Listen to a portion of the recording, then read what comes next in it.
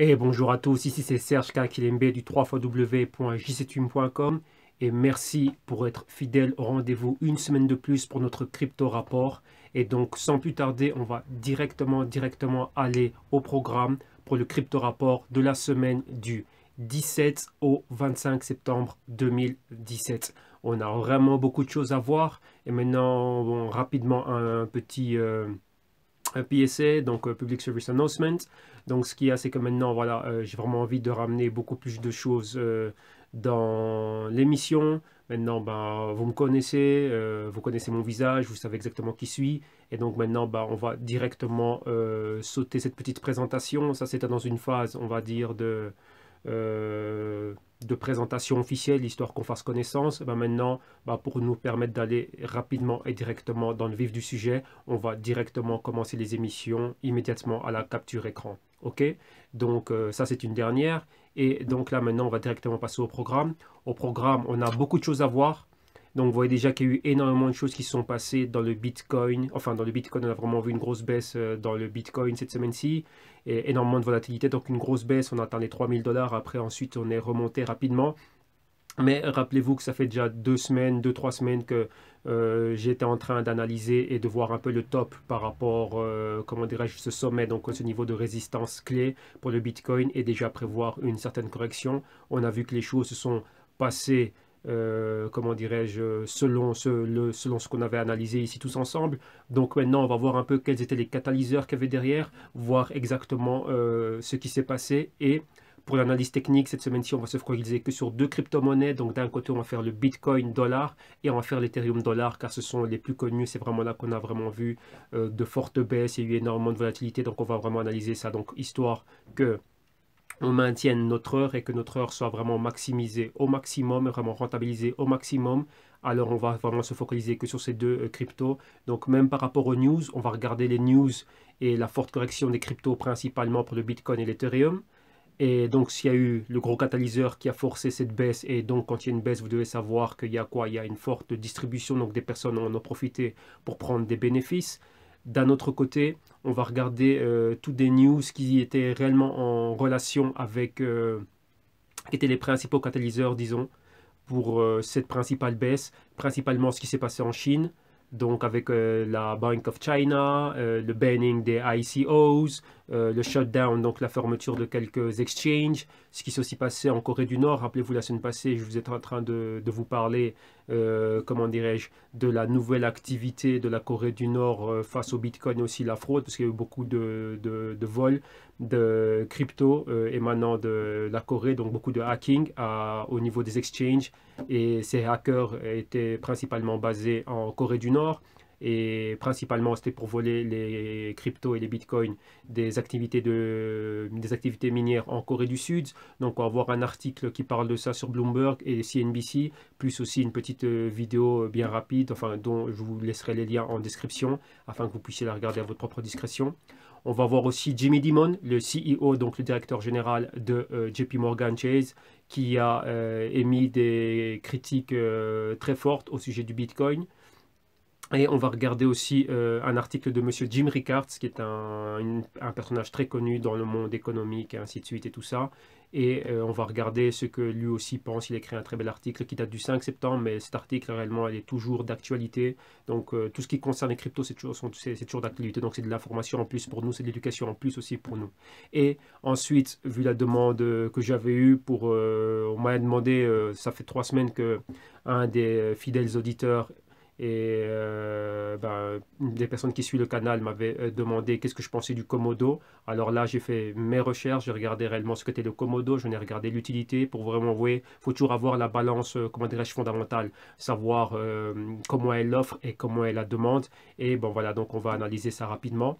Et directement après, on va aller donc le deuxième point de l'émission, on va aller aux stats et les performances des cryptos, principalement. On va regarder quoi World Coin Index et voir le ranking des cryptos, le top 10. Et ensuite, on va regarder la performance Forex dans lequel nous avons déjà le Bitcoin. Et ensuite, on va finir, comme je vous ai dit en début d'émission, par l'analyse technique. Et on va se focaliser que sur le Bitcoin dollar et l'Ethereum dollar. Donc voilà.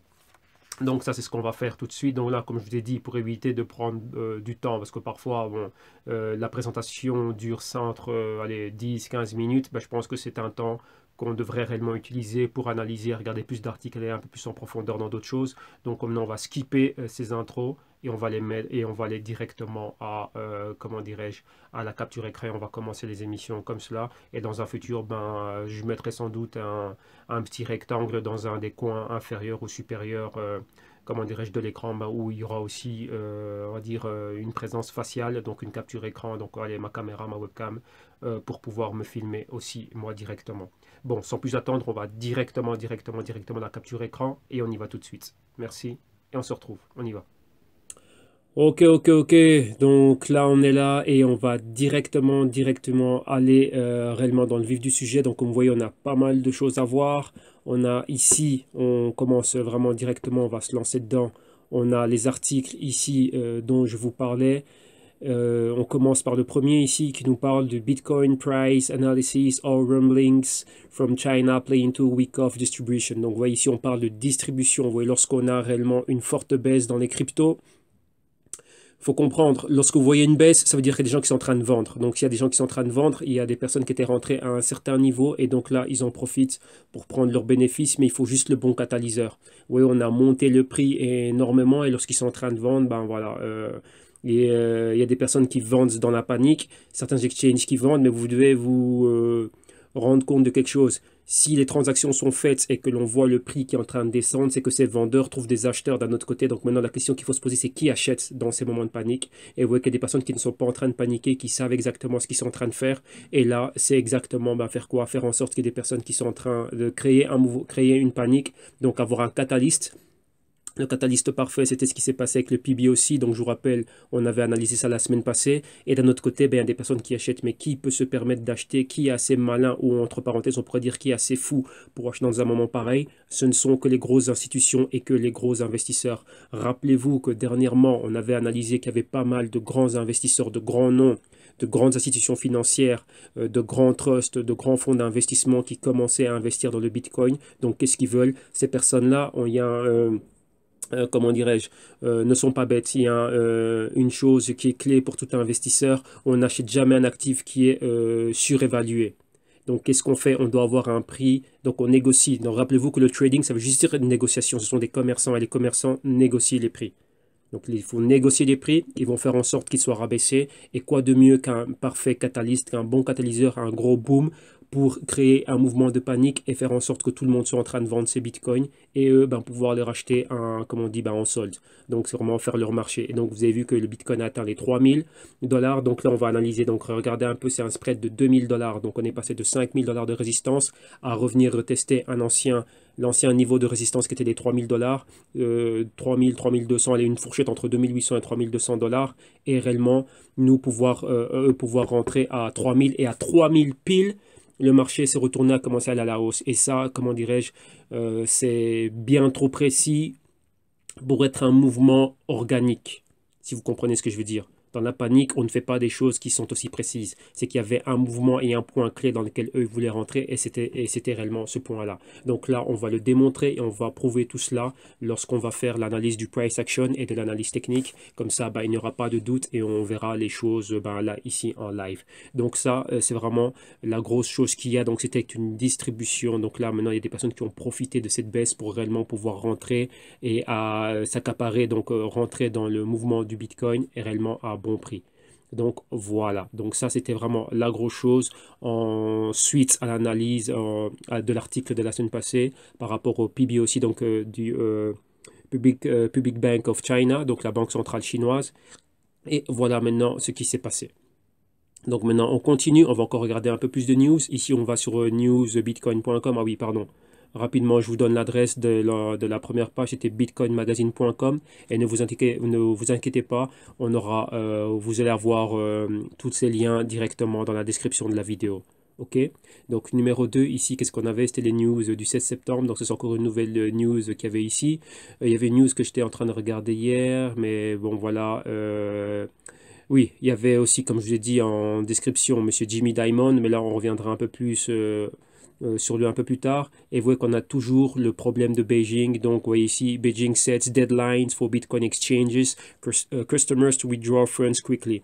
Donc, Beijing, donc Pékin, a mis une deadline, donc une date limite pour les exchanges. Donc, il y a certains exchanges qui vont même être fermés. Il y a une grosse attaque au sujet des exchanges. Donc, il faut bien faire la part des choses ici. Qu'est-ce qui s'est passé au départ? Au départ, c'était quoi? Au départ, il y avait des ICOs, donc des Initial Coin Offerings qui étaient frauduleuses selon la Banque centrale chinoise et selon le gouvernement. Donc, il y a eu une attaque, une forte régulation là-dessus. Pourquoi? Pour faire en sorte que, bon, il y a eu beaucoup de plaintes et de problèmes vu que certaines ICOs ne débouchaient sur rien du tout. Donc, c'était du pur vent. Donc, il y a eu des fortes régulations. Donc, maintenant, des ICOs, on leur a demandé, comme vous avez vu dans l'article de la semaine passée, de remettre l'argent et de commencer réellement à les surveiller de très près. Numéro 2, après, qu'est-ce qu'il y a eu? Il y a eu une attaque sur les exchanges. Les exchanges, c'est quoi? Ce sont les bourses. Vous savez qu'il y a différents exchanges. La plupart des personnes, vous avez ce qu'on appelle les wallets. Et d'un autre côté, vous avez les exchanges qui sont différentes bourses. Donc là, c'est là où les personnes prennent donc les bitcoins qu'ils ont dans leur e-wallet et ils les envoient vers un exchange pour faire du trading. Rappelez-vous qu'il y a des activités qui ne sont que purement spéculatives dans tous ces exchanges. Vous voyez qu'il y a trois choses qui rentrent en jeu ici. Donc attendez, il faut qu'on comprenne bien cela. Donc trois choses qui rentrent en jeu réellement lorsque l'on est en train comment dirais-je, de parler de tout ce qui est Bitcoin. Donc d'un côté, qu'est-ce que l'on a? Donc, vous avez les wallets, ok, numéro 1, qui sont vos portefeuilles. Une fois que vous avez un wallet, numéro 2, les personnes passent aux exchanges. Les exchanges qui sont, donc, on va dire, ce sont des bourses, là où les personnes font des activités de trading, ok. Et d'un autre côté, il y avait encore un autre problème, numéro 3, c'était le problème des ICOs. Donc voilà, donc des différentes ICOs. Donc ça, ce serait quoi en gros des ICOs? Ce sont des levées de fonds. Donc c'est levée de fonds ici. C'est juste ça exactement que c'est. Voilà, donc ok. Donc ça, c'est vraiment les trois choses qui étaient là. Donc ça, c'est au niveau privé. On va changer de couleur ici rapidement. Donc ça c'est vous au niveau privé, vous avez donc vos euros, tout ce que vous voulez et vous allez convertir ça en BTC. Après numéro 2, vous allez où? On passe aux exchanges, donc vous envoyez votre argent directement dans les, comment dirais-je, dans les exchanges. Et les exchanges sont des bourses là où il y a des activités de trading.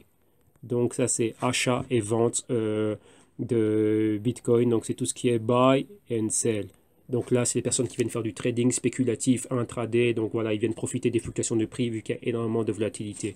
Et maintenant, réellement, là où il y avait un gros problème pour commencer, c'était ici.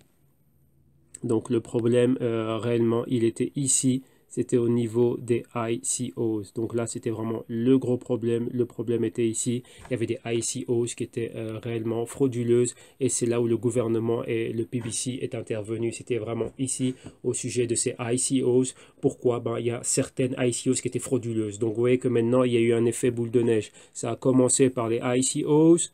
Après les ICOs, maintenant on attaque certains exchanges.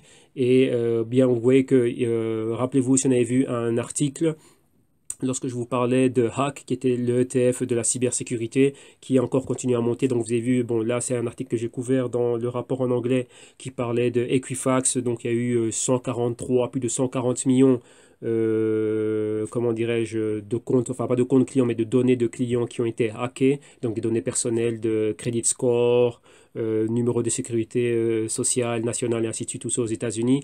Maintenant, il y a, pour en revenir à notre article, il y a aussi une grande activité de hacking qui a lieu juste ici, à cette embouchure. L'embouchure de quoi? Lorsque les personnes font des va-et-vient entre leur wallet et le exchange et qui, quand ils prennent leurs fonds pour les remettre dans leurs exchanges, c'est ici qu'il y a des grandes activités de hacking qui ont eu lieu. Et rappelez-vous aussi, lorsqu'il y avait certaines ICOs, il y avait aussi beaucoup d'activités de hacking qui ont eu lieu. Donc réellement, le gros focus réellement des autorités chinoises sont réellement sur les points 2 et 3. OK? Donc là, voilà, c'est pour que vous compreniez un peu plus la chose. Donc là, on a vu ça rapidement. Donc maintenant, on est là et on va continuer. Et donc, vous voyez réellement le gros problème qu'il y avait à Beijing, donc donc à Pékin, c'est réellement ça. Donc, vous voyez qu'on continue encore, qu'est-ce que vous avez ici? Chinese regulatory crackdown forces more Bitcoin exchange closures. Donc, vous voyez que les exchanges sont fermés. Donc, dû au quoi? Dû aux fortes régularisations. Donc, il y a beaucoup d'exchanges qui ont dû fermer et tout ça, ça cause ça parce qu'il y a des exchanges et des ICOs qui étaient frauduleuses, tout simplement. C'est juste ça. Donc, maintenant, ils commencent à réguler ça de manière très forte. Donc, là, je vous encourage à vous tous à aussi faire des recherches. Vous voyez que les cryptos, c'est un espace qui est trop vaste et moi, tout seul, avec tout ce que j'ai à faire durant la semaine, vous voyez que c'est pour ça que je ne fais que des vidéos une fois la semaine. Il n'y a pas le temps de tout couvrir. Il y a énormément de choses. Donc, vraiment, je vous encourage, comme certains d'entre vous le font déjà, vous amenez vos commentaires dans la zone de description, enfin dans la zone de commentaires. Vous mettez des liens via les articles, qui est réellement une interaction là entre vous et on est tous là en train d'apprendre. Moi, j'amène, on va dire, ma pierre à l'édifice et vous faites-en pareil. Donc, j'encourage vraiment tout le monde à contribuer à notre éducation car moi aussi, j'apprends de vous. Je ne connaissais pas Komodo, la preuve, ben, j'ai appris des fidèles auditeurs qui étaient là. On est tous une communauté, on cherche tous à améliorer ce qu'on a. Donc voilà, tout le monde est le bienvenu. Donc amener vraiment des choses positives et constructives. Donc laissez de côté tout ce qui est négatif. Ici, on vient soulever et on vient tous apprendre et on vient tous s'informer. Donc voilà, je vous en prie, vraiment, s'il vous plaît, bah, faites-le. Amenez des informations réellement de bonne qualité que vous avez recherchées et mettez-la dans la zone des commentaires. Et donc voilà, donc comme ça, bah, voilà, tout le monde peut en bénéficier. Donc là, c'est le numéro 2. Donc vous voyez qu'il y a toujours cette continuité avec le gros problème chinois. Rappelez-vous, j'ai dit que la majorité des activités minières, la majorité des activités et des personnes qui possèdent le plus de Bitcoin, c'est en Asie que ça se passe. Donc il faut le savoir, en Asie, c'est là où les personnes ont réellement le plus de Bitcoin, donc sont propriétaires de Bitcoin pour ainsi dire dans leur wallet. Dans le reste du monde, comme par exemple aux États-Unis, en Europe, c'est beaucoup d'activités de trading qui sont faites dans les exchanges, mais avec des petites quantités de Bitcoin pour profiter, vu que le Bitcoin, on peut le fractionner, c'est vraiment pour profiter des fluctuations de prix qu'on a intraday et intra-semanal. Ok? Donc après, on continue. Vous voyez qu'est-ce qu'il y a encore ici? Bitcoin markets rebound as more Chinese exchanges plan to close operations. Donc vous voyez que maintenant, la phase de distribution est passée, les tensions sont passées, les personnes ont pris des bénéfices, donc ils ont vendu leur Bitcoin. Ça a permis maintenant, comme je vous dis, ce sont les grosses institutions comme celle de ce monsieur ici. Donc on va regarder un peu ce qu'il était en train de dire. Je ne suis pas tout à fait d'accord, je ne crois pas tout à fait ce qu'il était en train de dire pour des raisons personnelles, lorsque moi-même j'ai fait mes propres analyses, donc je vous dirai exactement pourquoi. Mais bon, voilà, donc ça permet à d'autres personnes d'acheter des bitcoins à un prix relativement bas. Et on va le voir à l'analyse technique à un niveau vraiment chirurgical. Ok? Donc là, c'est ce qu'on avait en numéro 2. Maintenant, on va s'intéresser à ce que disait Monsieur Jimmy Dimon ici. Ouais, et c'est un article de Bloomberg.com, un article du 12 septembre. Et qu'est-ce qu'on voit ici? On voit Jimmy Dimon, donc le CEO de JP Morgan Chase, slams, donc disons qu'il crache sur le Bitcoin, slams Bitcoin as a fraud. Donc il dit que Bitcoin est une fraude. Donc, vous voyez ici, qu'est-ce qu'il dit? Jimmy Dimon compares Bitcoin to Tulip Mania predicting a collapse. Donc, il dit, ouais, comme les bulbes de tulip qui étaient fortement tradés en Hollande il y a un certain siècle, lorsque les premières bourses, ainsi de suite, ont commencé. Ben voilà, pour lui, dit que c'est exactement la même chose. C'était une grosse bulle et ça a fini par quoi? Par un crash. Donc, voilà exactement ce que lui, il en pense. Donc, on va lire rapidement ce qu'il y a. JP Morgan Chase Co. Chief Executive Officer Jimmy Dimon said he would fire any employee trading Bitcoin for being stupid. Donc, monsieur Jimmy Dimon va virer, lui a dit, ce sont ses propres mots, qu'il va virer n'importe quel trader, un employé, donc les traders qui verraient en train de trader, donc de négocier sur le Bitcoin. Pourquoi? Parce qu'il dit que c'est stupide. Et donc, on continue. The cryptocurrency won't end well. Donc les crypto-monnaies ne vont pas finir bien. He told an investor conference in New York on Tuesday. Donc c'était exactement mardi. Predicting it will eventually blow up. Donc ça va exploser. It's a fraud. C'est une fraude and worse than tulip bulbs. Donc et encore pire que les bulbes de tulipes. Donc là maintenant on continue rapidement. C'est ici à la photo vous avez Monsieur Jimmy Dimon. Qu'est-ce qu'il dit? If a JP Morgan trader began trading in Bitcoin, he said, I'd fire them in a second. For two reasons. It's against our rules and they are stupid and both are dangerous. Donc, Monsieur Dimon a dit que si n'importe quel trader de JP Morgan commençait à négocier, à trader sur le Bitcoin, lui-même il a dit que je le vire dans la seconde. Pour deux raisons. C'est contre nos règles. Et numéro 2, c'est stupide, donc c'est une bêtise, et ces deux choses-là, donc ces deux raisons, donc c'est contre nos règles et c'est dangereux, ben pour lui, tout ça c'est ultra, ultra dangereux. Donc vous voyez que ici on parle de la rapide montée du Bitcoin, Bitcoin qui a atteint les 5000, et puis après cette grosse baisse, énormément de nouvelles au sujet du blockchain, il y a énormément de choses qui sont en train, comment dirais-je, desquelles on est en train de parler, donc vous voyez que ça fait énormément, il y a beaucoup, beaucoup, beaucoup de choses qui à voir, beaucoup de choses qui sont en train de se passer dans la sphère, dans le monde des crypto-monnaies, et ça c'est vraiment quelque chose de terrible, et c'est quelque chose qu'il faut vraiment suivre particulièrement de très, très, très, très, très près, et comment dirais-je, il ne faut pas se laisser avoir, et il faut vraiment, vraiment, vraiment, comment dirais-je, se maintenir on point. Donc toujours être vigilant parce que vous voyez que vous n'avez pas le temps de réagir rapidement lorsque vous voyez ce genre de baisse. Qu'est-ce que vous faites? C'est vendre dans la panique. Donc là maintenant, si vous comprenez que lorsque on voit tout ça, qu'est-ce que ça veut dire lorsqu'on voit tout ça? Donc vous comprenez exactement pourquoi est-ce que moi je préfère le côté spéculatif comme je vous avais montré dans une des vidéos précédentes, je crois qu'il y a 2 semaines, où je vous montrais un portefeuille type que j'avais dans les différents comptes de brokers que j'avais. Il y a un broker avec lequel je trade les actions, un autre avec lequel ben, j'ai tout ce qui est monnaie et tout ce qui est commodité et tout ce qui est crypto, et donc c'est bien plus simple et c'est bien mieux pour moi. Pourquoi? Parce que je peux placer mes ordres quand je veux, j'ai tout dans une simple plateforme et je peux prendre des bénéfices directement, et je peux aussi profiter des opérations de baisse comme j'avais déjà montré un peu ma feuille de calcul et le type d'opération spéculative que je place dans une des vidéos antérieures. Donc je vous invite à regarder mes archives et vous allez voir tout ça. Donc maintenant on continue et on va à un autre article de Bloomberg.com où on parle des investisseurs, et oui, un avis complètement différent de celui de Monsieur Diamond, et qui est vraiment au revers de ce qu'on a vu dans cette grosse baisse. Donc maintenant, regardez un peu. Lorsque je vous disais qu'il y a des acheteurs et des vendeurs, c'est ce qui fait réellement le marché, c'est ce qui fait la bourse.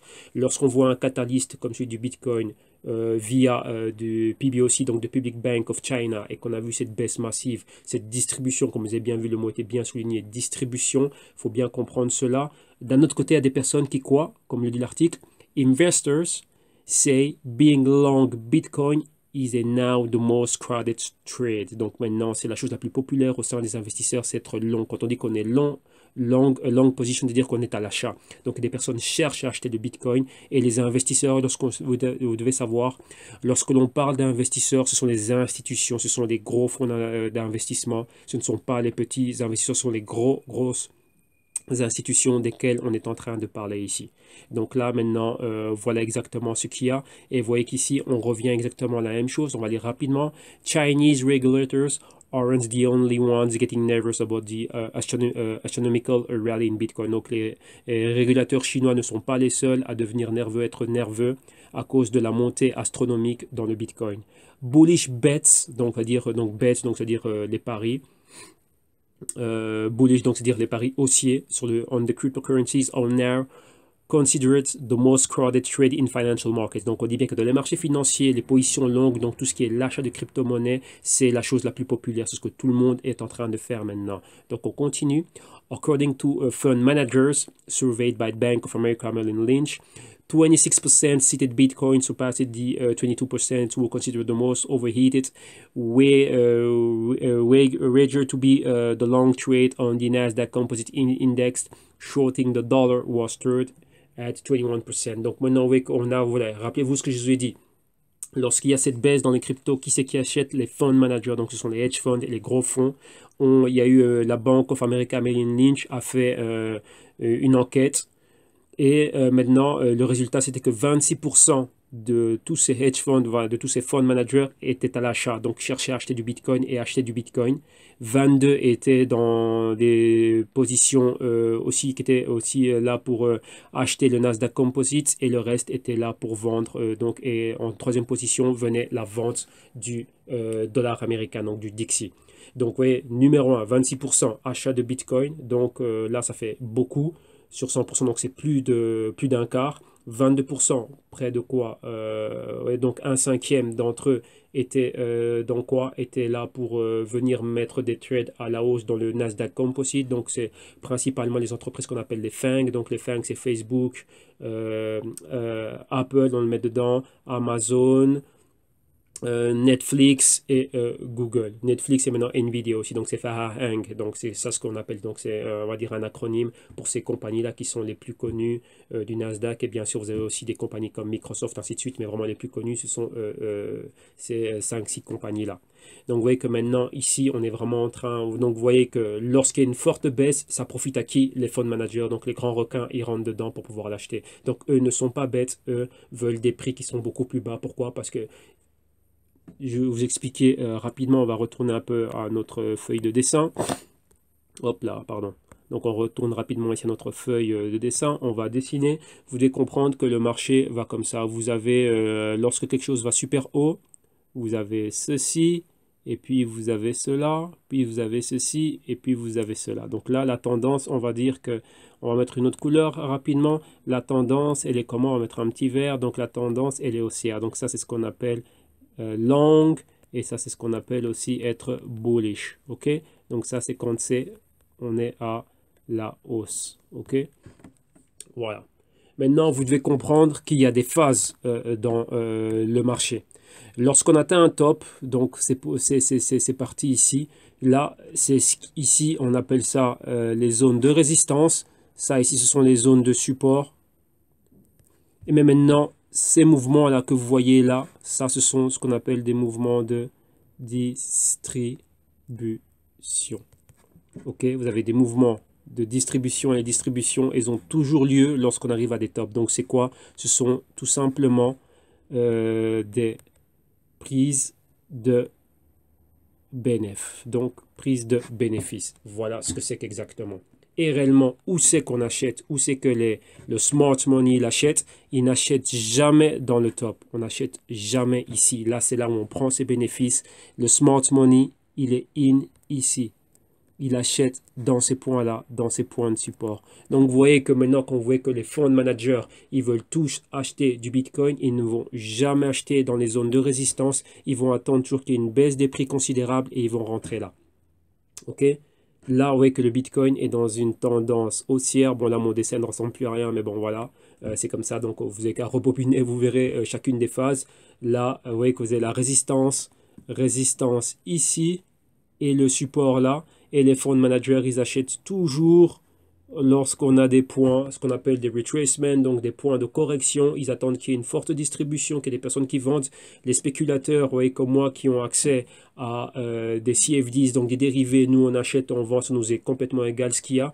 Mais à partir du moment où vous voyez qu'il y a une forte distribution, comme ici, vous voyez, ici c'est un peu plus clair. Donc on a atteint une résistance, il y a une distribution.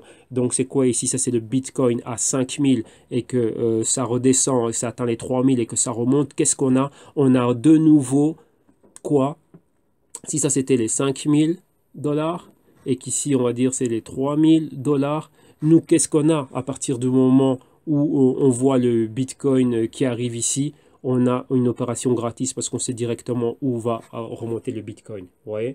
Donc là, c'est vraiment quelque chose de magnifique. Et là, maintenant, quand toutes ces grosses institutions sont en train de rentrer à 3000, ils ont déjà une marge de 2000 de gain, puisque le Bitcoin a déjà marqué un point. Donc vous pouvez comprendre qu'il y a un combat toujours entre les bulls et les bears. Donc les bulls, ce sont les taureaux, ceux qui sont haussiers, les bears, ceux qui sont baissiers. Et qu'est-ce qui se passe? On marque des points. Ils ont marqué un point à 5000. Maintenant, ils ont essayé les bears, donc à dire les vendeurs prendre le contrôle, qui ont rabaissé le prix à 3000. Ils voulaient un prix beaucoup plus accessible. Maintenant, ils vont pouvoir rentrer à 3000 et remonter à 2000. Donc, imaginez-vous, ils achètent 1 million de Bitcoin. Je ne sais pas combien de Bitcoin ils ont. Ils vont déjà gagner 2000, ils vont gagner 2000 dollars sur chacun des Bitcoins. Donc, vous faites 1 million et vous en avez 2000. Eh ben, je vous laisse vous-même faire les calculs. Donc, vous voyez que ça fait exactement beaucoup d'argent qui peuvent se faire. Et après, ben, la phase, elle recommence. Mais tout ça, on reste dans une tendance haussière. On est toujours haussier. Tout simplement, c'est quoi? C'est que ces personnes trouvent toujours des points d'entrée particuliers, des points d'entrée intelligents avec un risque bien géré. Et c'est pour ça qu'ils vont toujours rechercher des anciens points de résistance. Ouais, parce que les résistances, ici, ouais, ce point de résistance qu'on avait avez ici, on a créé une nouvelle résistance, maintenant ça devient un point de support. Donc là, ce sont des points où on sait que voilà, le prix avait atteint cette zone maximale et on peut revenir s'appuyer sur ce support et de là rebondir et aller à la hausse. Donc oui, c'est très important de connaître ces phases et ces mécanismes et c'est cela qui fait que beaucoup de personnes qui ne sont pas initiées, les non-initiés, perdent énormément d'argent. Cette semaine-ci, j'ai parlé encore avec d'autres personnes qui voulaient commencer à investir dans le Bitcoin, qui avaient essayé et ils m'ont dit on a perdu de l'argent. Pourquoi? Parce qu'en général, le gros public achète ici, achète quand le marché est déjà surévalué, il y a un gros catalyste comme il s'est passé. Et ceux qui ont besoin de sortir de leur position utilisent votre liquidité. Vu que vous ne savez pas où aller, vous suivez le buzz. Lorsque vous suivez le buzz, vous allez rentrer à 5000 et qu'est-ce que vous allez investir tout ce que vous avez dedans. Et eux, ils ont juste pris votre liquide et ils vous ont revendu du Bitcoin. Mais vu que là, maintenant, il y a un équilibre, vous devez comprendre quel est l'équilibre. Le marché, il y a toujours ce qu'on appelle un équilibre. Donc là, j'en profite vraiment pour faire une longue leçon. Il y a toujours ce qu'on appelle, il doit y avoir un équilibre entre l'offre et la demande. La demande, ce sont quoi? Ce sont principalement les acheteurs et l'offre, ce sont les vendeurs. Ouais. Si maintenant, rapidement, pour vous le faire comprendre, si on a plus de demandes que d'offres, qu'est-ce que ça va faire? Ben, les prix montent. Et ensuite, vice-versa. Si après, il y a beaucoup d'offres et moins de demandes, ben, qu'est-ce que ça fait? Ben, ça fait en sorte que le prix baisse. Donc ça, c'est ce que vous devez comprendre. C'est un principe économique tout simple. Vous devez vraiment comprendre cela. Et les marchés, comment dirais-je ça? Ça fait réellement partie du marché. C'est le mécanisme qu'il faut comprendre. Et c'est ça que l'on donne et que l'on permet aux personnes d'apprendre lorsqu'elles viennent. Voilà, donc comment dirais-je, le fameux trading, l'initiation trading que l'on a sur lequel je suis en train de travailler en français pour voilà, pour le grand public, voilà, pour que vraiment vous puissiez vraiment comprendre tout ça et réellement après pouvoir faire vos propres analyses et prendre des décisions éduquées avec un risque bien calculé et vous permettre aussi de gagner, d'analyser réellement tout ça et les fondamentaux et savoir où il faut aller chercher toutes ces informations afin d'aller de l'avant et de vous permettre réellement de gagner et de comprendre réellement le mécanisme qui est derrière les marchés, c'est très important. Ok? Donc là, j'ai vraiment pris le temps de vous expliquer réellement cela. Donc, ça c'est toujours éducatif et informatif ici. Donc là, maintenant, on continue. On a vu ce que les investisseurs faisaient. Donc, vous voyez, ça, c'est en rapport avec ce que disait M. Jimmy Dimon. Donc, maintenant, lui qui dit ça, moi, je ne crois pas un mot de ce qu'il est en train de dire parce que ces banques-là ne sont que pour le profit. On est dans un système capitaliste et vous pensez vraiment qu'un actif aussi sérieux, aussi grand, vous ne pensez pas qu'ils vont avoir des clients importants qui vont venir dire hey, moi, j'aimerais bien aussi investir dedans parce qu'on voit des montées pareilles. Ces gens-là cherchent à placer leur argent là où il y a du rendement. Et lorsqu'il y a des rendements, comme on a vu avec le Bitcoin, c'est impossible, je vous le dis bien, ça c'est mon opinion à moi, c'est impossible qu'ils n'y participent pas. Ça, c'est du vent pour ce que M. Dimon est en train de dire. Ça, c'est du vent pour ce qu'il y a directement. Ça, c'est pour les médias. Et rappelez-vous que Jimmy Dimon, que JP Morgan Chase sert de broker. Donc, c'est un prime broker pour comme on l'a vu ici. Pourquoi? Exactement pour des funds managers et pour des grands investisseurs. C'est-à-dire qu'un gros investisseur, un gros fonds d'investissement, un gros fonds de pension peut utiliser les services de JP Morgan comme broker. Vous voyez, nous, on a les particuliers, on peut passer par notre banque et on peut aussi passer par ce qu'on appelle des retail brokers, généralement pour les dérivés, comme c'est le cas des CFDs, donc pas mal de brokers que vous avez là qui sont bien connus.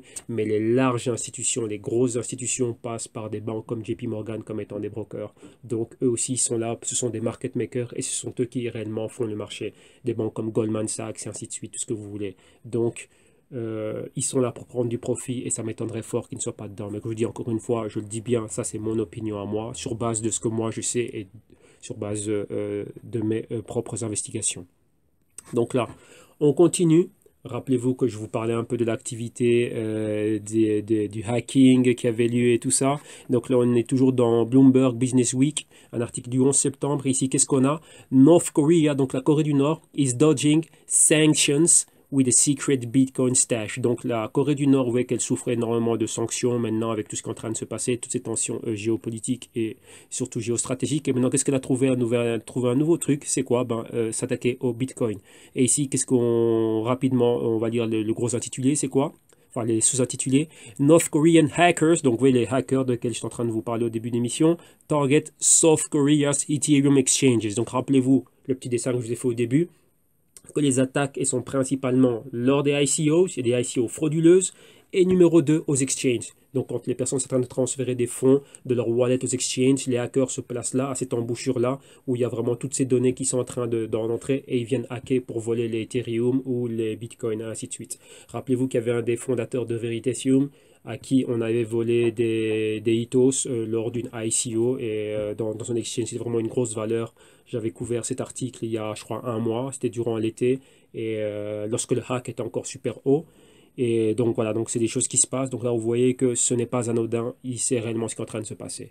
Donc maintenant, on continue. Cryptocurrencies become tool to raise and launder money. Donc maintenant, les crypto-monnaies sont devenues a tool. Donc c'est un outil pour lever des fonds et aussi pour blanchir de l'argent. Donc il y a énormément de choses qui se passent. Vous voyez qu'on parle énormément de ce qui est en train de se passer. Ici, vous avez directement le live. Donc vous aurez le lien pour voir, écouter ce qu'ils sont en train de dire. Vous voyez ici, North Korea hackers attack South Korea cryptocurrency exchanges. Donc vous voyez que ça, c'est très très très important. Et là, vous voyez que c'est un monsieur qui est dans le cyber threats, donc c'est-à-dire que les threats, donc c'est les menaces cyber, les cyber menaces, et intelligence analyst, donc aussi que c'est une personne qui est dans les renseignements et c'est un analyste dans les renseignements.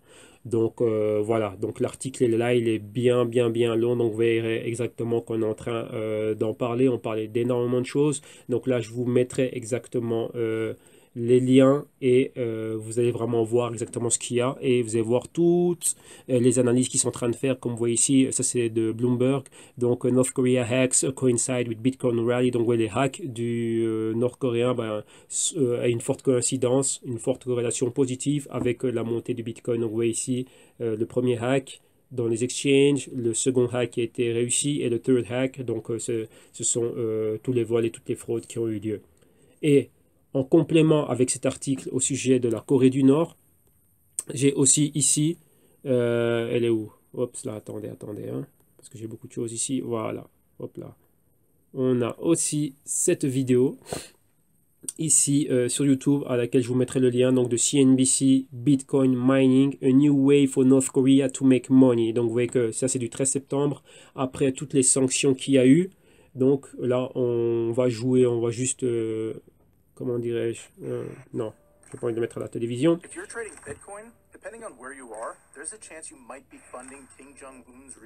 Donc, vous voyez, bon, là, ce sont les opinions des journalistes de CNBC.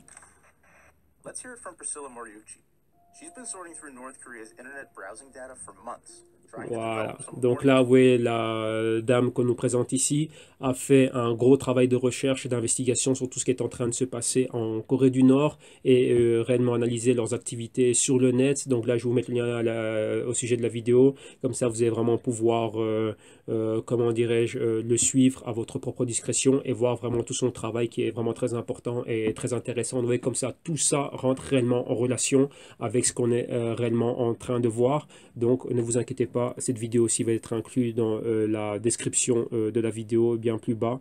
Et comme ça, vous allez aussi pouvoir continuer à avancer et à être informé au sujet de tout ce qui est en train de se passer. Vous voyez que c'est une semaine où il s'est passé énormément de choses. Vous voyez que je n'ai pas le temps, ni même le temps de pouvoir tout rechercher. J'essaie vraiment de prendre les choses qui sont vraiment super importantes. Voilà pourquoi est-ce que cette semaine-ci, je me suis dit que non, je dois me focaliser spécialement sur le Bitcoin et Ethereum, parce que c'est eux qui ont souffert les plus grosses attaques, et Bitcoin étant une cible facile vu qu'il est en première position. Maintenant, on continue, on va à The Daily Reckoning et ici, on a un article de monsieur Jim Rickards que vous avez ici en photographie et ça, c'est une personne très très très importante. Il a écrit des gros livres, c'est un gros insider, il a travaillé dans l'intelligence, dans les hedge funds, avec les banques centrales, avec des institutions, c'est un personnage très très très connu. Et son opinion a toujours été très pertinente et il a toujours fait d'énormes et de très bonnes analyses. Et ici, il est venu avec un article terrible qui dit quoi? The Global Elite's Secret Plan for Cryptocurrencies. Donc l'élite mondiale et leur plan secret pour les crypto-monnaies. Donc ça, c'est vraiment quelque chose vraiment très fort. Et ça vient de quoi? Oui, qu'il avait écrit un gros livre. Donc son dernier livre, ce qui était un best-seller, c'était The Road to Ruin, donc la route vers la ruine, The Global Elite Secret Plan for the Next Financial Crisis. Donc le plan des élites mondiales, le plan secret des élites mondiales lors de la prochaine crise financière. Vous devez bien comprendre que lorsqu'on parle de crise financière, c'est pas vraiment le mot qu'on emploie, c'est plutôt transfert de richesse. C'est ce qu'on appelle une crise. Parce qu'une crise, c'est une crise pour qui? Ouais. Ça, c'est des choses aussi dans lesquelles je vais bien plus en profondeur dans l'étude spéciale qui, comment dirais-je, est incluse dans le Trading Wall Street, le cours d'initiation et le cours vidéo d'initiation. Et là, vraiment, voilà, vous voyez qu'on ne parle pas de crise. C'est pas de crise dont on est en train de parler, c'est de transfert de richesse. Ouais, comme vous avez vu, lorsqu'on voit les marchés qui baissent, il y a des acheteurs et des vendeurs. Mais lorsqu'on est en train de vendre, qui c'est qui réellement est en train de racheter tous ces actifs? Et donc là, maintenant, lui aussi, il en parle énormément. Vous voyez qu'on emploie le mot crise parce que c'est vraiment le mot qui fait le buzz que les médias ils utilisent, mais ce n'est pas le mot crise qui est le mot correct. C'est un mot de reset, c'est un mot de transfert de richesse, tout simplement. Il y en a qui tombent et il y en a d'autres qui montent. Donc voilà, tout simplement. Donc ici, l'article parle d'énormément de choses, donc je vous invite à le lire. Mais nous, on va juste se focaliser. Il y avait un passage très important que j'ai énormément aimé de ce que... lorsque ce monsieur Jim Rickards était en train, avait souligné des points très importants. Et attendez, c'était où exactement? Non.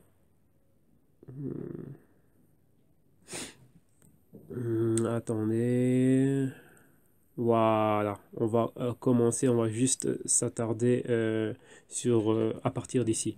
Something similar, donc on va lire de là à là. Donc maintenant on commence. Donc, something similar is going on with Bitcoin and the distributed ledger technology, donc le DLT, today. Donc il y a quelque chose de similaire. Là, il est en train de se référer à... Bon, il a fait un petit cours d'histoire là rapide pour nous parler un peu de ce qui s'était en train de passer lors de la révolution culturelle en Chine entre les années 64 et 74. Et là, maintenant, ben, il dit qu'il y a quelque chose de similaire qui est en train de se passer aujourd'hui avec les DLT, donc les Distributed Ledger Technology, donc les DLT, donc tout ça, c'est le blockchain et le Bitcoin notamment. Et maintenant, il dit quoi? Que governments have been patiently watching blockchain. Donc les gouvernements ont regardé, sont en train de regarder le blockchain, la technologie blockchain de très près et de manière très patiemment. Et donc ils voient comment cela est en train de se développer and grow, donc comment ça est en train de grandir et se développer. Outside of their control for the past 8 years. Donc ça fait 8 ans qu'ils n'ont pas le contrôle sur cette technologie. Et ils voient comment cela est en train de grandir. Donc maintenant on continue. Libertarian supporters of blockchain celebrate this lack of government control. Donc, vous voyez, tous les libéraux et ainsi de suite, tous ceux qui supportent les mouvements libéraux, sont en train de célébrer le blockchain et ce manque de contrôle gouvernemental. Donc, du fait que le blockchain soit décentralisé. Mais, their celebration is premature. Donc, il dit que leur célébration est prématurée. And their belief in the sustainability of powerful systems outside government control is naive. Donc il dit bien que comment dirais-je, leur croyance, leur foi en un système qui est aussi puissant que le blockchain, qu'il soit hors de contrôle des gouvernements, est très naïf. Donc ça, c'est plus une personne qui a été dedans, donc il sait de quoi il est en train de parler. Il a travaillé dans les plus hautes sphères du gouvernement américain. Il sait très bien de quoi il parle, ce monsieur. Donc maintenant, on va lire rapidement ces deux derniers. Ici, on a même passé 3 derniers parce que c'est très important ce qu'il dit. Governments don't like competition, especially when it comes to money. Donc les gouvernements n'aiment pas la compétition, spécialement lorsqu'il s'agit d'argent. Et ça, c'est bien vrai. Governments know they cannot stop blockchain. Les gouvernements savent qu'ils ne peuvent pas arrêter le blockchain. In fact, they don't want to. En fait, ils ne veulent pas. What they want, donc ce qu'ils veulent, is to control it using powers of regulation. Donc ce qu'ils veulent, c'est l'utiliser et le contrôler en utilisant quoi? Leur pouvoir de régulation, de régularisation. Donc vous voyez, c'est ce qui est en train de se passer. Taxations, donc maintenant on va commencer à nous taxer. And investigation and ultimately more coercive powers, including arrest and imprisonment of individuals who refuse to obey government mandates with regards to the blockchain. Et donc voilà, ils vont continuer à faire des investigations et bientôt, qu'est-ce qu'il y aura? Encore beaucoup plus de pouvoir, beaucoup plus d'oppression et ça va amener à des arrestations et des peines d'emprisonnement pour tout individu qui refuserait d'obéir les mandats gouvernementaux en relation avec le blockchain. Ok, on continue ici. blockchain does not exist in the ether, despite the name of one cryptocurrency. Donc le blockchain, donc dans l'éther, donc dans l'air, le blockchain n'existe pas dans l'air. Et là, il fait référence aussi au nom des Ether, donc qui est le nom d'une des crypto-devises. And it does not reside on Mars, et il ne réside pas sur Mars. Blockchain depends on critical infrastructure, including servers. Donc le blockchain dépend d'une infrastructure très critique, donc très importante. Et là, c'est quoi? Ce sont des serveurs. Telecommunications network, donc des services et des réseaux de télécommunications. The banking system, donc le système bancaire. And the power grid, donc l'électricité. All of which are subject to government control. Donc toutes les choses qu'il a citées ici au-dessus, elles dépendent toutes, elles sont toutes sous le contrôle du gouvernement. Donc, de facto, le blockchain ne va pas pouvoir échapper à ce contrôle aussi, tout simplement. Donc maintenant, on va terminer ici. A group of major companies, donc un groupe de compagnies majeures, donc de grosses compagnies, all regulated by the government, toutes régulées par le gouvernement, have announced a joint effort to develop an open source blockchain as a uniform standard for all blockchain. Donc, ils ont fait ce qu'on appelle un joint effort pour développer un blockchain open source de manière uniforme et standardisée, et donc uniformiser et standardiser le blockchain.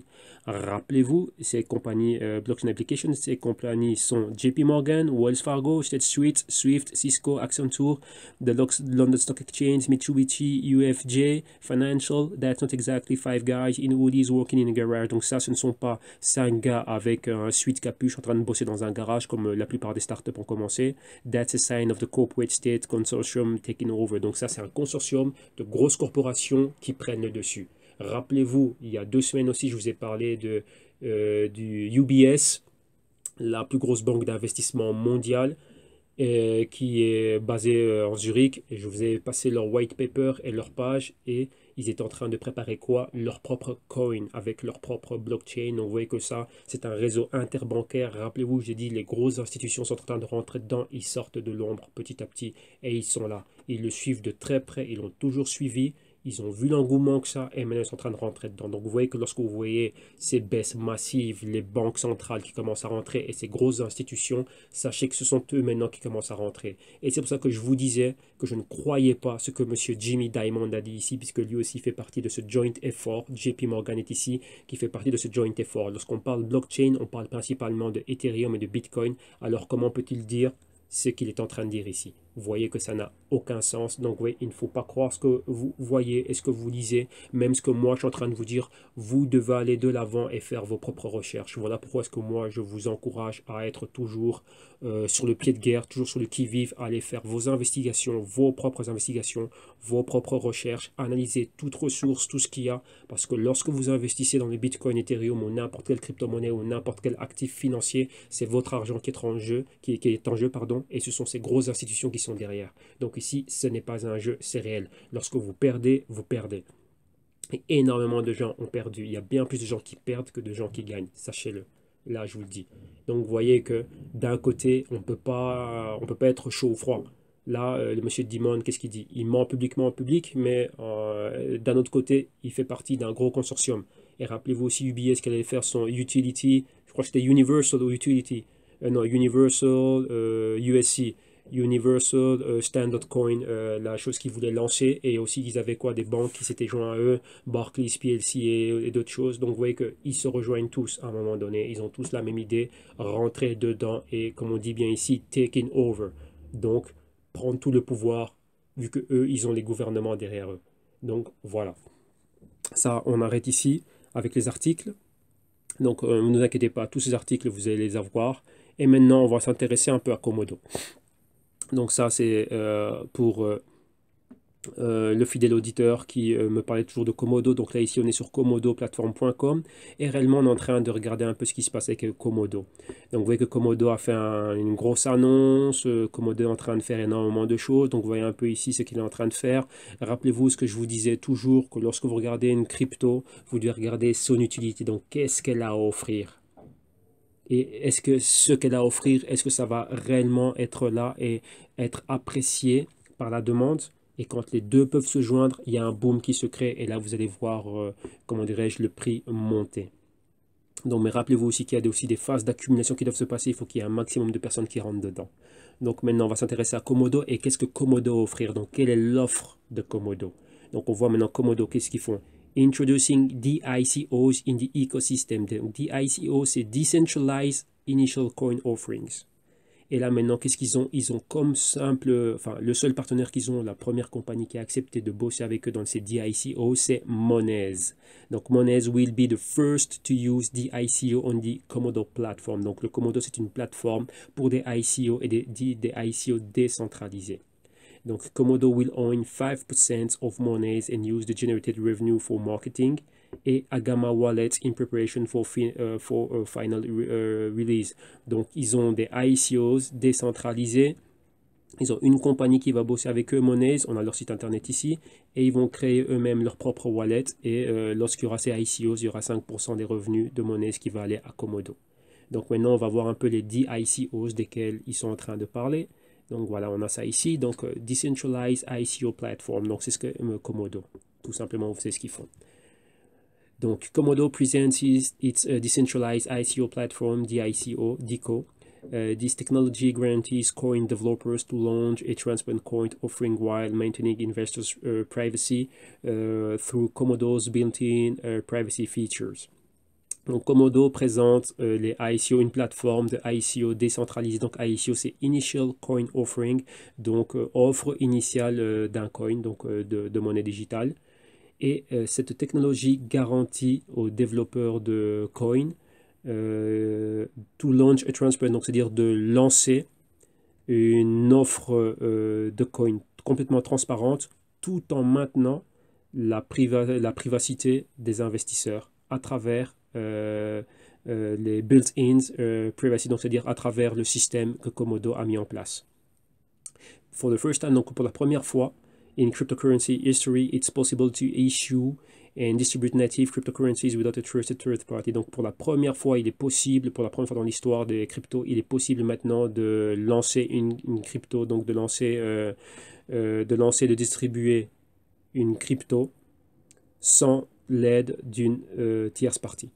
Donc en général, il y avait toujours une tierce partie qui devait être là pour tout ce qui était transparence. Donc ouais, ils avaient accès à des données. Ben, maintenant, non, ça va se passer directement entre les investisseurs, la plateforme de Komodo et, comment dirais-je, la compagnie qui veut lancer son ICO. Et là, maintenant, la première, c'est Monez qui va l'utiliser. Donc maintenant, là ici, vous avez énormément de choses. Donc voilà, continuez à lire un peu ce qui est en train de se passer. Donc voilà, là je vous invite à lire pas mal de choses. Là ici, vous avez les personnes de Monez qui voilà, sont en train de, comment dirais-je, de raconter et de commenter les bienfaits du travail qu'ils sont en train de réaliser, donc de leur union avec Komodo. Et donc, vous voyez maintenant qu'ils ont un strategic partnership, an initial coin offering, Komodo et Monez. Donc, vous voyez qu'ici, comparé par exemple à Ripple, que j'avais largement couvert, parce que j'aimais bien Ripple, j'en avais vu vraiment une grosse utilité, vous voyez que Komodo n'a que Monez. Donc, vous voyez qu'ici, qu'il n'y a, comment dirais-je, il n'y a pas grand monde, il n'y a pas de grosses entités derrière et ainsi de suite. Et c'est quoi? Ben, Money, c'est une entité debunking qui rencontre Komodo, un développeur sur le blockchain. Donc voilà, la technologie est d'utilité. Ben, maintenant, il faut qu'il y ait beaucoup plus de gens qui utilisent Monez. Donc là, vous aurez le lien de la page de Komodo et ici Monez. Donc là, ici Monez, vous pouvez le trouver monez.com. Et là, la page est en français, donc vous allez pouvoir le lire et savoir exactement qui est Monez pour savoir ce qu'ils font exactement et c'est quoi Monez. Ben, Monez, tout simplement, c'est le compte pro sans banque et 100% mobile des indépendants et des TPE. Donc avec Monez, vous avez le pouvoir d'entreprendre. Donc maintenant, vous savez exactement ce que fait Monez.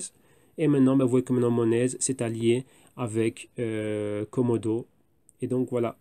L'offre de Monez, c'est quoi? Besoin d'un compte pro pour entreprendre votre projet. Donc, ouais, voilà, là, c'est ce que Monez vous offre. Donc, ouais, il y a l'offre. Maintenant, vous, est-ce que vous en avez réellement une forte utilité? S'il y a une utilité, il va y avoir une forte demande.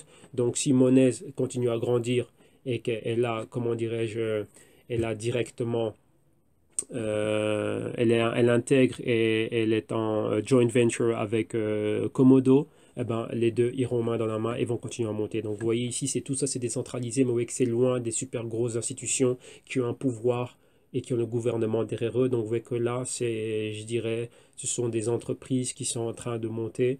Et donc on va voir exactement comment est-ce que ça peut se passer pour eux. Donc là, voilà, vous avez tout.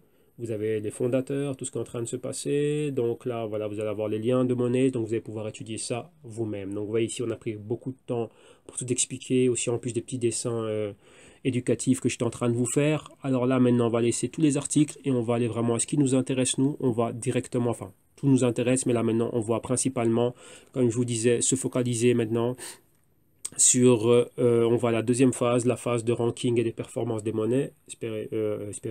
Pardon, je suis en train de parler espagnol là, donc un petit instant, je bois un petit coup. Voilà, voilà, je me suis un peu, là, je me sens bien. Je me suis un peu rincé le gosier. Alors maintenant, on continue. Donc, vous voyez tout ce qui est en train de se passer. Qu'est-ce que l'on a? Bitcoin, toujours en première position malgré ce qui s'est passé. Vous voyez maintenant le dernier prix, c'était 3690. Vous voyez qu'il y a une forte baisse là. On avait atteint les 3000 dollars. Et là maintenant, on va analyser tout ça. On va analyser tout ça là maintenant en analyse technique. Vous voyez que le market cap a fort baissé. Rappelez-vous, à un moment donné, on était proche des 80 milliards. Puis on s'est stabilisé entre les 72 milliards et les 75 milliards. Et maintenant, on est descendu sous la barre des 70 milliards. On est exactement à 61 milliards. Donc là, on a une forte baisse. Et donc ça, c'est terrible. Numéro 2, on a Ethereum. Rappelez-vous, on s'est rapproché des 400.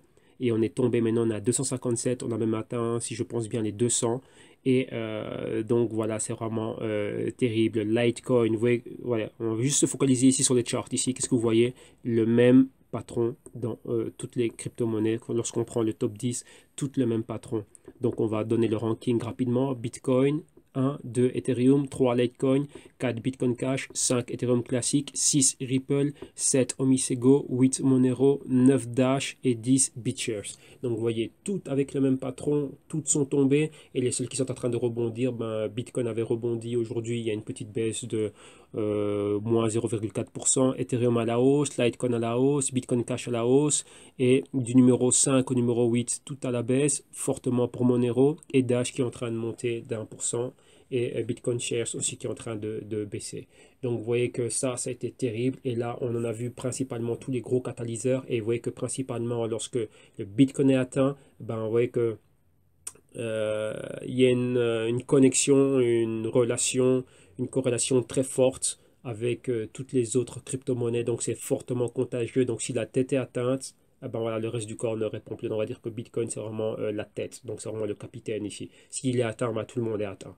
Donc voilà ce qui est en train de se passer. Donc maintenant, on va regarder la performance ici au niveau Forex, donc en rapport avec toutes les autres devises principales, donc les paires de devises principales au niveau mondial. On va regarder vraiment la dernière semaine ce qui s'est passé. Vous voyez qu'on a le Bitcoin ici, et le Bitcoin a eu maintenant, vous voyez qu'il a 3600. Aujourd'hui, il est en train de baisser. Au niveau journalier, ça baisse. Au niveau hebdo, une baisse de près de 15%. Mensuel, une baisse d'un peu plus de 15%, 16% exactement. Et avec sa performance annuelle, a baissé maintenant à 500%. Mais rappelez-vous qu'à un moment donné, on était exactement à du 700%. On était au-delà des 700% et maintenant le Bitcoin a baissé. Mais néanmoins, ça reste la meilleure performance dans tout ce que l'on voit au niveau des monnaies. Les monnaies qui ont fort monté, c'est l'euro a fort monté, le pound a fort monté, dollar australien, dollar néo-zélandais, et ici vous avez le dollar, ici la paire dollar-yen aussi qui est fort montée. Et maintenant si on prend la baisse du Bitcoin, donc Bitcoin face au dollar, vous avez le dollar aussi qui est en train de baisser, qui continue à baisser, qui s'approche de la zone très critique des 90, enfin qui est déjà en zone critique et pratiquement en territoire baissier. Et donc là, voilà, lorsqu'on est en train de parler vraiment dans du long terme et vraiment dans cette phase baissière, et on le voit ici. Donc voilà, ça c'est pour la performance des cryptos. Et maintenant, on va directement aller à la phase, une phase très importante ici maintenant, qui est la phase d'analyse technique. Ici, on va analyser techniquement et comme je dis, voilà, pour ne pas consommer trop de temps et pour garder ça bien dynamique, ici, nous, on va... Attendez, celui-là recommence à dérailler. On va uniquement s'intéresser au... on va s'intéresser uniquement et exclusivement au Bitcoin et à l'Ethereum. On ne va faire que ces deux crypto-monnaies, vu que les patrons sont exactement pareils dans tous les autres et on est toujours dans un flux baissier. La hausse que l'on vient de voir, c'est un petit C'est un petit soupir, c'est une petite pause dans la baisse et vous allez voir pourquoi, je vais m'expliquer tout de suite. Donc là, voilà, nous y sommes. On est ici à l'analyse technique, on est en graphique hebdo, Bitcoin dollar, les prix nous viennent de Bitfinex, donc d'un exchange. Et donc, qu'est-ce que l'on voit? On voit ici les tops. Attendez, on va agrandir, on va faire un meilleur zoom in, comme ça on voit bien ce dont je suis en train de vous parler. Voilà, voilà, voilà. On va se focaliser ici sur cette zone-là. Voilà, et là on a les 5000 en vue. Donc vous voyez ici, on a eu ce long pointer, cette longue mèche qui a atteint les 5000 et après on a cédé au marché pratiquement tout ce que l'on avait gagné. On a eu exactement, on a été suivi par une bougie d'annulation, de rejet, ce qu'on appelle une reversal et le patron que ça formait avec deux longues mèches, c'était un tweezer top ici, rejet des 4600 et donc directement le marché à la baisse. Donc là c'est lorsqu'on a eu les gros événements et là la correction, la distribution a commencé à avoir lieu, les catalyseurs, ben, le PB aussi, et tout ce qui est en train de se passer. Donc vous voyez que la moyenne mobile de 4 semaines avait déjà été perforée. Ici aussi on avait un pointer, donc déjà ici ça nous donnait déjà des signes. On avait des signes ici de rejet de prix plus haut, des signes ici des prix plus bas qu'on pouvait atteindre. Et là, ben, le signe très puissant, ici les longues mèches que nous a laissé, ça c'est ce qu'on appelle un good evening, donc ça veut dire un patron bonne nuit. Donc le soleil se lève et le soleil va se coucher. Donc là déjà c'est un patron qui nous annonce une forte baisse. Après, vous voyez que les moyennes mobiles attirent le prix comme un aimant. Donc on doit toujours avoir une interaction avec les moyennes mobiles, principalement celles de 4 semaines, de 8 semaines et de 13 semaines. Vous voyez ici on a une clôture juste sur le niveau de la moyenne mobile de 4 semaines avec ça, ça ne peut pas s'inventer. Parfois, l'analyse technique fait peur. Et vous voyez qu'ici, on a une longue mèche, et comme celle-ci, mais quoi, on a recherché l'interaction avec la moyenne mobile de 8 semaines. Vous voyez que là, qu'est-ce qui s'est passé la semaine suivante? La moyenne mobile de 4 semaines, elle va déjà à la baisse. Donc là, ça nous annonce déjà quoi? Début de tendance baissière. Ouverture et baisse. La baisse, vous voyez qu'on a perforé à la baisse la moyenne de 4 semaines, on était déjà en dessous. 8 semaines, on l'a finalement atteinte en dessous. On allait bien plus bas. Et regardez ici, comme je vous disais, on a atteint quoi? Les 3000 $. Et ça, c'est chirurgical. Et regardez les 3000 $ ici. Donc là, on a testé un nouveau support en dessous de la moyenne mobile de 13 semaines. Et là, c'est la moyenne mobile de 21 semaines que vous avez ici à 2855. Mais regardez le niveau de la moyenne mobile de enfin pas de la moyenne mobile du prix à 3000 $, c'était quoi? C'était exactement le top qu'on avait marqué quand il y avait le premier rallye du Bitcoin de 7000 à 3000, la fameuse opération que j'avais décrite voilà, lorsque j'ai commencé à faire des crypto-rapports où j'avais plus de 300% de retour de 700 à 2800. Moi, je suis sorti à 2800 dans cette zone-là, plus ou moins ici, un peu plus haut. Voilà, quand le Bitcoin avait atteint ces niveaux-là, là, j'étais sorti. Et vous voyez ici que le top, donc c'est le niveau de résistance qu'on avait atteint. Rappelez-vous le petit dessin que je vous ai fait, qu'il y a lorsqu'il y a des forte montée, on arrive à un niveau de résistance, on doit corriger. Pourquoi? Vous voyez que nous, on est rentré à 700, on est arrivé à 3000, on a pris nos bénéfices. Et j'explique bien pourquoi est-ce qu'on avait 3000 comme target, c'était par rapport à une analyse technique, tout ça. Et donc, vous voyez que là, une fois qu'on a pris nos bénéfices, vous voyez que là, quoi, durant 1, 2, 3, 4 semaines, tout le monde prend ses bénéfices. Vous voyez, interaction avec la moyenne mobile ici en rouge de 13 semaines. Et de là, on a une zone d'accumulation qu'on appelle, rappelez-vous, je vous ai dit, de 3000, on descend à 2000, on a des signaux d'achat. Une fois qu'on sait qu'on a pris nos bénéfices et qu'on a là cette zone d'accumulation, c'est là où les investisseurs intelligents, donc le smart money rentre là. Le dumb money rentre ici, donc l'argent des personnes non initiées. Smart money, c'est l'argent des personnes qui sont initiées. Parce qu'on sait que dès qu'on rentre à 2000, on va remonter à 3000 vu qu'on a déjà marqué on a un point de repère à la hausse. Et là, on sait que de 2000 à 3000, on gagne 1000 $ par Bitcoin. Donc, vous voyez, ce sont des trades faciles, c'est de l'argent gratis. Et à partir de là, avec les niveaux de projection, comme vous le voyez ici souligné, les niveaux de projection, on n'a qu'à prendre la projection du point d'inception du mouvement. Donc 1000 $ à 3000, ça fait 2000 $ de projection. Une fois qu'on atteint un point de, comment dirais-je, de support et un nouveau point pivot, une nouvelle zone, donc c'est le A, le B et le C pour aller chercher un D. Le point C est un point d'accumulation et d'inception de ce qu'on appelle de second leg, donc de la deuxième jambe haussière. Ici, vous voyez la première jambe haussière, c'est du point A au point B, par cette ligne verte ici. On n'a qu'à recopier cette ligne de la même distance, on la met au point, comment dirais-je, d'inception. Donc on a 1000 à 3000, correction de 1000 $, donc de 2000 On remet encore ça, ça nous fait 4000 $. Ça, c'était les niveaux que nous, on avait. Et tout ce qu'on voit ici au-dessus, ce sont juste des niveaux de... C'est un surplus. Donc, ils ont essayé encore de les pousser plus haut. Donc, vous voyez déjà de 2000 à 4000, on savait dire qu'on allait encore gagner 2000 $. Numéro 1, on a déjà l'opération gratos de 2000 à 1000. Une fois qu'on rentre là, on sécurise nos gains et on lève nos stops. Et après, on laisse, comment on dit en anglais, free ride. Donc, on a... c'est comme si, voilà, vous avez un parcours de taxi gratos. Donc là, c'est ça, on va le plus haut que l'on peut et on n'a qu'à lever nos stops pour arriver jusque-là. Et dans la spéculation, on a quelque chose de magnifique. Une fois que l'on voit les mêmes signaux qu'on a atteints cela, on se prépare déjà à aller à la baisse parce qu'on sait qu'il doit y avoir une interaction et une correction et le smart money prend des bénéfices.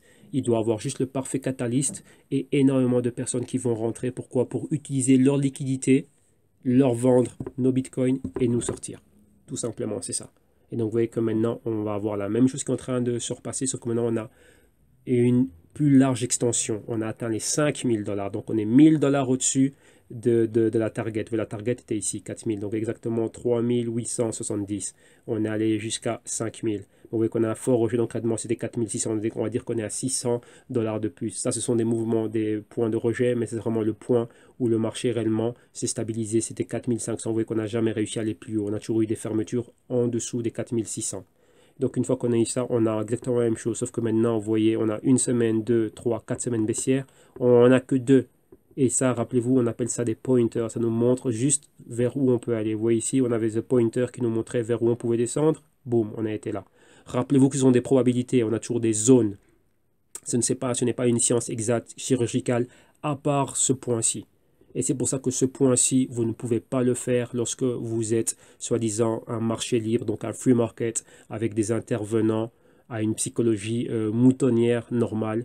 On ne peut pas le faire. Ça, c'est le résultat d'un travail algorithmique. Et ce type d'algorithme qui vient et qui met des points chirurgicaux aussi précis que 3000 $ de support ici et 3000 $ de résistance là, il n'y a que des algorithmes qui peuvent le faire, qui sont super puissants.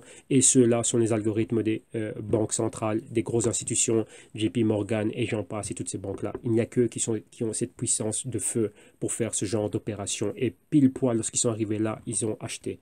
Et là, je vais vous prouver ma thèse lorsqu'on va regarder ça en graphique hebdo. Regardez parfaitement ici. Lorsque c'est arrivé, vous voyez, on a ici, ça c'est ce qu'on appelle un bearish decision candle. Donc, c'est une bougie décisive baissière. Et directement, on a quoi? On a le bullish reversal. Donc, elle est bien plus bas et directement, vous voyez, au même niveau exactement.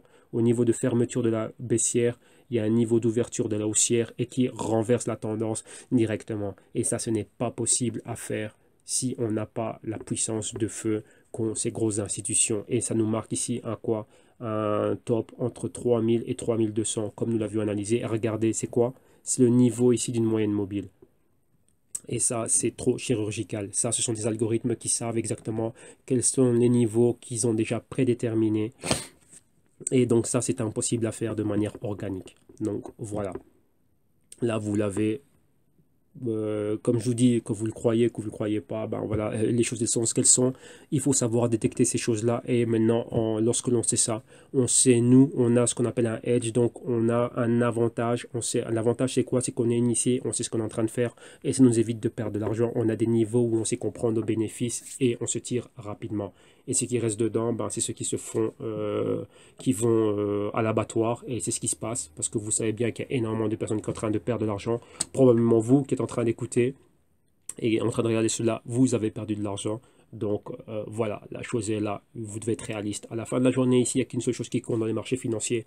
Peu importe que vous savez que le Bitcoin, les actions, les indices, ce que vous voulez, c'est faire de l'argent à la fin de la journée. Donc qui est dans le vert et qui est dans le rouge pour entrer à la ligne. La chose elle est là. Et ça, ce sont vous-même, vous connaissez vos chiffres. Et ces chiffres-là, ben, ils vous regardent droit dans les yeux en vous disant, ben, t'as perdu mon ami.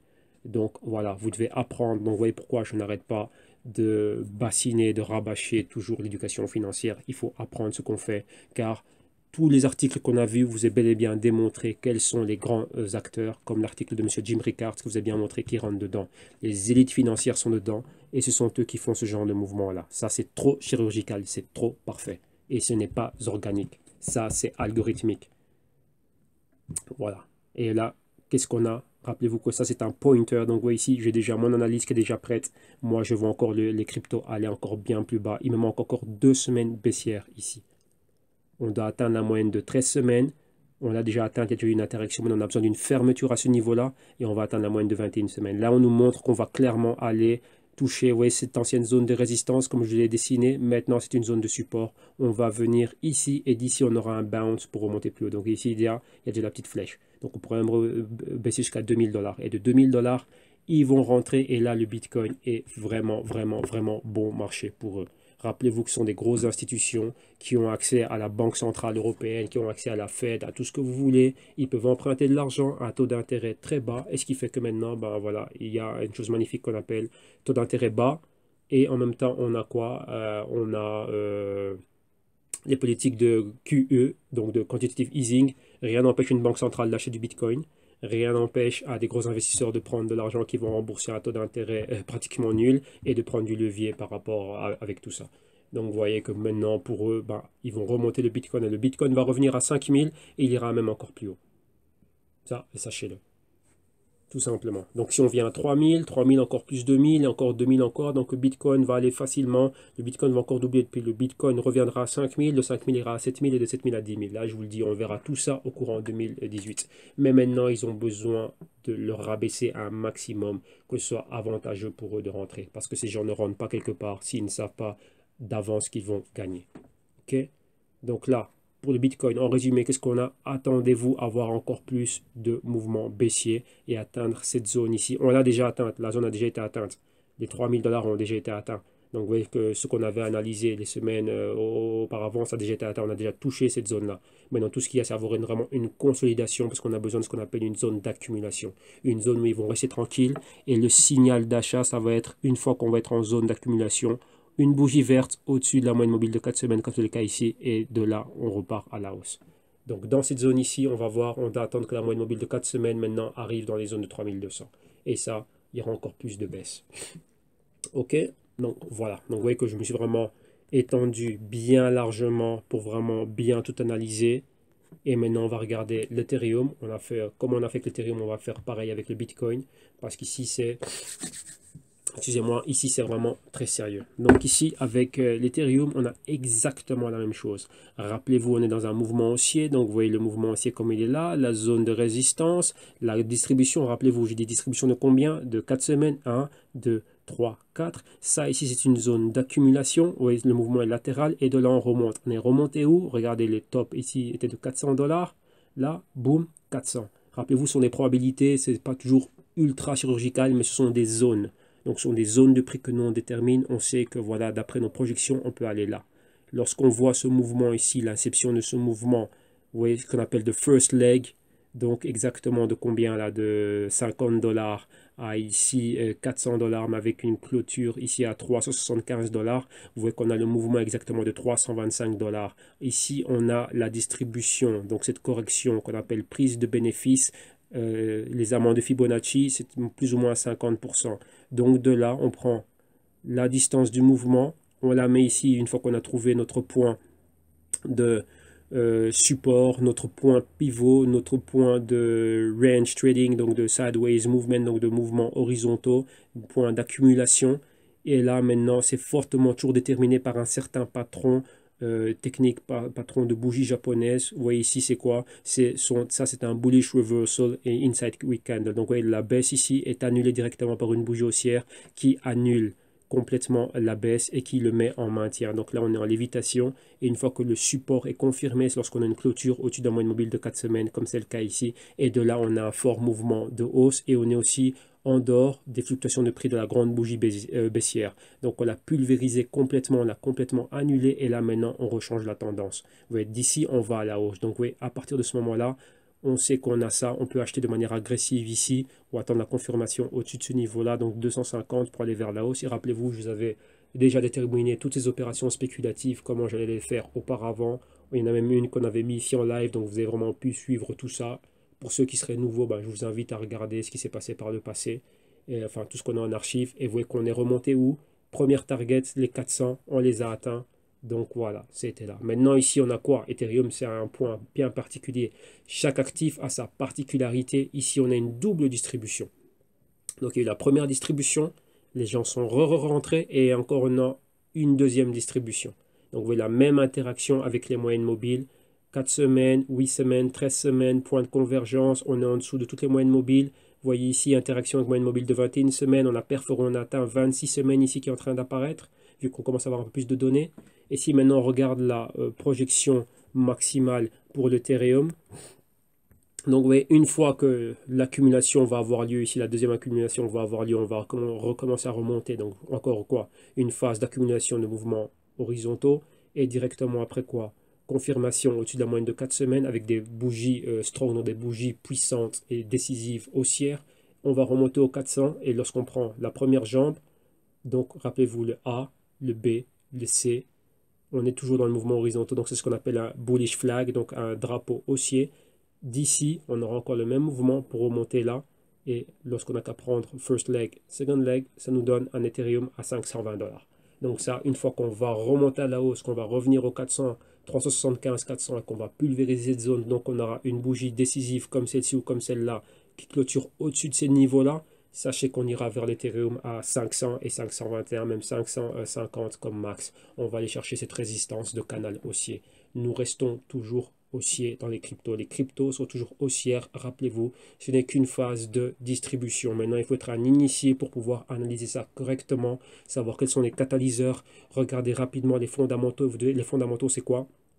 Ici, c'est l'offre de la crypto et la demande qu'il y a au niveau des gouvernements et des institutions, car eux ont le pouvoir et eux ont les machines, les armes nécessaires pour faire ces gros mouvements. Maintenant, vous avez bien vu exactement aussi où sont basés tous les exchanges, tout ce qui est en train de se passer et tout ça. Donc, vous voyez bien que ça, ce sont des activités qui demandent énormément de fonds, énormément d'argent. Il y a énormément de volume. Et voyez ici, vous avez la vidéo ici qui vous dit quoi? Look inside one of the world's biggest Bitcoin mines. Et attendez, qu'est-ce qui se passe ici avec ces trucs-là? Donc, vous voyez, là, vous voyez exactement que c'est où. Ben là, je ne sais pas si vous avez déjà vu une activité minière, ce qui est en train de se passer. Ça, ce ne sont des activités qui ne se passent que dans des super gros endroits. Et là, voilà, là, c'est quand le Bitcoin était à la hausse. Et voilà, ça, ce sont des minières de Bitcoin. Et vous voyez que ça, c'est, si je ne me trompe pas, celle-ci est tout en... ouais, c'est Bitmain Operates Bitcoin Mine et ça c'est dans un pays asiatique et attendez je crois qu'ils vont dire exactement elle est où celle-là,